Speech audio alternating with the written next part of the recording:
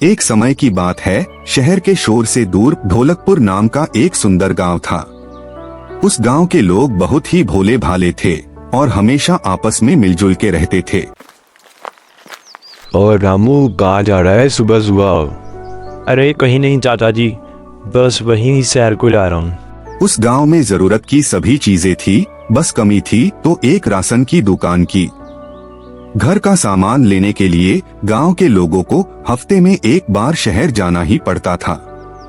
शहर दूर होने की वजह से लोगों को आने जाने में काफी समय लग जाता था। उसी गांव में रघु नाम का एक आदमी अपनी पत्नी और एक बच्चे के साथ रहता था। उसका परिवार एक संपन्न परिवार था। गांव में राशन की दुकान न होने की वजह से रघु को भी काफी परेशानी होती थी।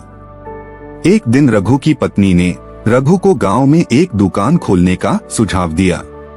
अजी सुनते हो, आप गांव में एक राशन की दुकान क्यों नहीं खोल लेते? रघु को यह सुझाव काफी अच्छा लगा और कुछ ही समय में उसने शहर से सारा सामान लाकर राशन की एक दुकान खोल ली। गांव के लोगों ने उसके इस काम के लिए उसकी बहुत प्रशंसा करी। दुकान से उसे अच्छा मुनाफा हो जाता था, पर और ज्यादा रुपया कमाने के लालच में उसने कुछ समय बाद बेकार क्वालिटी का सामान बेचना शुरू कर दिया।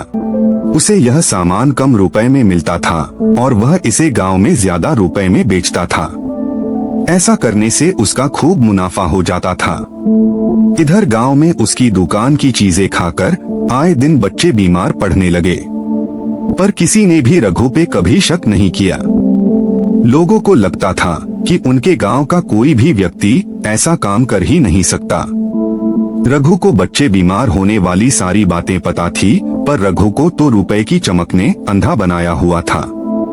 उसे इन बातों का जरा भी फर्क नहीं पड़ा और वह अपना सामान वैसे ही बेचता रहा। कुछ समय बाद रघु के इकलौते बच्चे की तबीयत बहुत बिगड़ गई। जब रघु ने उसे शहर में एक डॉक्टर को दिखाया तो पता चला कि बेकार क्वालिटी की चीजें खाने से उसकी तबीयत खराब हुई है। रघु को पता चल गया था कि जहां से वह अपने घर का राशन लिया करता, वह भी बेकार क्वालिटी का ही सामान बेचता था। डॉक्टर ने उसे दवाइयां दी और वह अपने बच्चे को लेकर गांव वापस आ गया। गांव के बहुत लोग रघु के बच्चे को मिलकर उसका हाल पूछने आए। अपने गांव के लोगों का ये प्यार देखकर उसे अपने किए में बहुत शर्मिंदगी हुई। रघु की आंखें भर आई और उसने कसम खाई कि वह आगे से कभी भी बेकार क्वालिटी का सामान नहीं बेचेगा। उसके बाद चाहे रघु को कम मुनाफा होता था, पर वह अब अच्छी क्वालिटी का सामान बेचता था।